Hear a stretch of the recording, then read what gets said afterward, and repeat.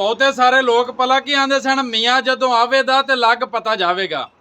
ਹਾਂਜੀ ਮੀਆਂ ਆ ਗਿਆ। ਅੱਗੇ ਤੇ ਜ਼ਿਮੀਂਦਾਰਾਂ ਨੂੰ ਪਤਾ ਲੱਗਾ ਸੀ, ਹੁਣ ਦੂਸਰੇ ਪਾਸੇ ਵੀ ਪਤਾ ਲੱਗਣਾ ਨਾ ਸ਼ੁਰੂ ਹੋ ਗਿਆ ਵੇ। ਉਹ ਇਸੇ ਤਰ੍ਹਾਂ ਕੋਈ ਗਰੀਬ ਬੰਦਾ ਸੀ ਤੇ ਉਹਦਾ ਕੁੱਕੜ ਮਰ ਗਿਆ। ਉਹ ਸਾਰਾ ਦਿਨ ਇੱਕ ਟੁੱਟੀ ਜਿਹੀ ਮੰਜੀ ਤੇ ਬੈਠਾ ਰਿਹਾ ਵੀ ਕੋਈ ਮੇਰੇ ਕੋਲ ਆਏ ਦਾ ਅਫਸੋਸ ਕਰਨ ਵਾਸਤੇ। ਪਰ ਸ਼ਾਮ ਪੈ ਗਈ, ਕੋਈ ਬੰਦਾ ਉਹਦੇ ਕੋਲ ਅਫਸੋਸ ਕਰਨ ਵਾਸਤੇ ਨਾ ਆਇਆ। ਸ਼ਾਮੀ ਅੱਕ ਥੱਕ ਕੇ ਤੇ ਆਂਦਾ ਚਲੋ ਮੈਂ ਹੀ ਕਿਸੇ ਨਾਲ ਟੁਰ ਜਾਂਦਾ। ਇੱਕ ਗਵਾਂਢੀਆਂ ਦਾ ਘਰ ਸੀ, ਉਹਦਾ ਟੁਰ ਗਿਆ। ਵੇਖਿਆ ਤੇ ਉਹ ਬਾਬਾ ਜਾਂਦਿਆਂ ਨੂੰ ਰੋਂਦਾ ਸੀ ਪਿਆ ਤੇ ਉਹਨੂੰ ਜਾ ਕੇ ਕਹਿੰਦਾ ਐਵੇਂ ਕਮਲਾ ਨਾ ਹੋ, ਕਿਉਂ ਰੋਣ ਡਿਆ ਐਵੇਂ, ਚੱਲ ਕੋਈ ਗੱਲ ਨਹੀਂ। ਬਾਬਾ ਆਂਦਾ ਮੇਰੀ ਮੱਝ ਮਰ ਗਈ ਹੈ ਤੇ ਤੂੰ ਕਹਿਣ ਡਿਆ ਵੀ ਕਮਲਾ ਨਾ ਹੋ। ਥੋੜਾ ਜਿਹਾ ਨਾ ਦਿਲ 'ਚ ਪਚੀ ਹੋਇਆ। ਪਹਿਲਾਂ ਤੇ ਉਹਨੂੰ ਇਸ ਤਰ੍ਹਾਂ ਲੱਗਾ ਵੀ ਮੇਰੇ ਕੁੱਕੜ ਦੀ ਆਵਾਜ਼ ਤੋਂ ਰੋਣ ਡਿਆ ਵੇ। ਜਦੋਂ ਬਾਬੇ ਨੇ ਆਖਿਆ ਨਾ ਮੱਝ ਮਰ ਗਈ, ਆਂਦਾ ਲੈ ਕਮਲਾ ਨਾ ਹੋਵੇ ਤੇ ਮੱਝ ਤੋਂ ਰੋਣ ਡਿਆ। ਇੱਥੇ ਲਾਲ ਕਗਲੀਆਂ ਵਾਲੇ ਲੰਘੇ ਤੇ ਅਸੀਂ ਨਹੀਂ ਰੋਏ।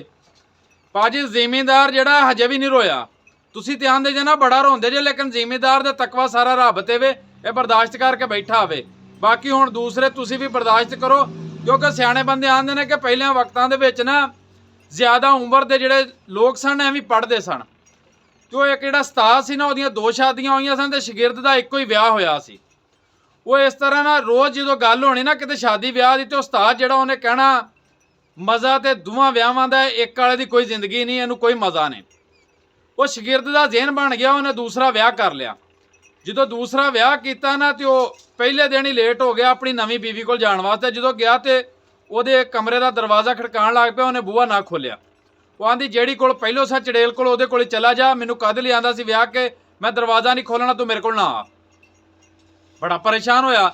ਉਹਨੇ ਹਾਂ ਚਲੋ ਪਹਿਲੀ ਤੇ ਉਹਦੇ ਕੋਲ ਜਾਣਾ। ਜਦੋਂ ਜਾ ਕੇ ਪਹਿਲੀ ਦਾ ਦਰਵਾਜ਼ਾ ਖੜਕਾਇਆ ਤੇ ਪਹਿਲੀ ਨੇ ਆਖਿਆ ਉਹਦੇ ਕੋਲ ਹੀ ਜਾ ਜਿਹਦੇ ਕੋਲ ਪਹਿਲੋਂ ਸਾ। ਉਹ ਦੱਸਦਾ ਵੀ ਉਹਨੇ ਬੂਹਾ ਨਹੀਂ ਖੋਲਿਆ, ਮੈਂ ਬੜੀ ਮਿਹਨਤ ਮਸਾਜਤ ਕੀਤੀ ਹੈ ਲੇਕਿਨ ਮੰਨਦੀ ਨਹੀਂ ਉਹ ਗੱਲ। ਇਸ ਗੱਲ ਤੋਂ ਬੀਵੀ ਨੂੰ ਜ਼ਿਆਦਾ ਗੁੱਸਾ ਲੱਗਾ। ਉਹਨੇ ਕਿਹਾ ਮੈਂ ਹੁਣ ਬੂਹਾ ਖੋਲਣਾ ਹੀ ਨਹੀਂ, ਤੂੰ ਵਿਆਹ ਕੇ ਆਂਦੀ ਉਹ ਤੇ ਬੜੇ ਚਾਅ ਨਾਲ ਤੇ ਉਹਦੇ ਕੋਲ ਚਲਾ ਜਾ, ਮੇਰੇ ਵਾਸਤੇ ਤੂੰ ਗਿਆ। ਹੁਣ ਸੋਚਿਆ ਵੀ ਕੋਈ ਚਾਰਾ ਵੀ ਨਹੀਂ, ਸਰਦੀ ਵੀ ਬੜੀ ਹੋਵੇ। ਉਹਨੇ ਆਖਿਆ ਚੱਲ ਮਸਜਿਦ ਤੇ ਆਈਏ, ਉਹ ਤੇ ਜਗ੍ਹਾ ਦੇ ਦੀ ਮੈਨੂੰ, ਉੱਥੇ ਸਾਫ ਲਵੇਟ ਕੇ ਤੇ ਕੋ ਸੌਂ ਜਾਂਦਾ ਰਾਤ ਕੱਢਾਂ ਦਾ। ਜਦੋਂ ਉੱਥੇ ਗਿਆ ਉਦੋਂ ਲਾਈਟਾਂ ਦਾ ਕੋਈ ਦੌਰ ਕੋਈ ਨਹੀਂ ਸੀ ਹੁੰਦਾ, ਹਨੇਰਾ ਸੀ। ਜਾ ਕੇ ਸਾਫ ਚੁੱਕਣ ਲੱਗਾ ਤੇ ਉੱਥੋਂ ਪੋਲੀ ਜੀ ਚਾਹ ਹੱਥ ਨੂੰ ਲੱਗੀ। ਉਹ ਅੱਗੋਂ ਉਹਦਾ ਉਸਤਾਦ ਪਿਆ ਸੀ ਲੰਮੇ। ਉਹਨੇ ਆਖਿਆ ਚਲੋ ਸ਼ੁਕਰ ਹੈ ਆ ਗਿਆ ਮੈਂ, ਤੂੰ ਵੀ ਅੱਜ। ਮੈਂ ਅਕਸਰ ਨਾ ਇਕੱਲਾ ਹੀ ਹੁੰਦਾ ਸੀ ਇੱਥੇ, ਹੁਣ ਗੱਪਾ ਛੱਪਾ ਮਾਰਾ ਕਰਾਂਗੇ।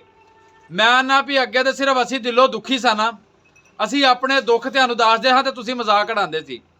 ਹੁਣ ਕੋਈ ਗੱਲ ਨਹੀਂ, ਸ਼ਹਿਰਾਂ ਦੇ ਵਿੱਚ ਟੋਕਾ ਚਲਾਉਂਦੀ ਹੈ ਪਈ ਬੀਬੀ, ਮੀਆਂ ਆਵੇਗਾ ਤੇ ਲੱਗ ਪਤਾ ਜਾਵੇਗਾ। ਹੁਣ ਪਤਾ ਲੱਗਦਾ ਪਿਆ, ਕੋਈ ਗੱਲ ਨਹੀਂ, ਹੁਣ ਇਕੱਠੇ ਹੀ ਰੋਵਾਂ ਕਰਾਂਦੇ ਆਪਾਂ ਸਾਰੇ।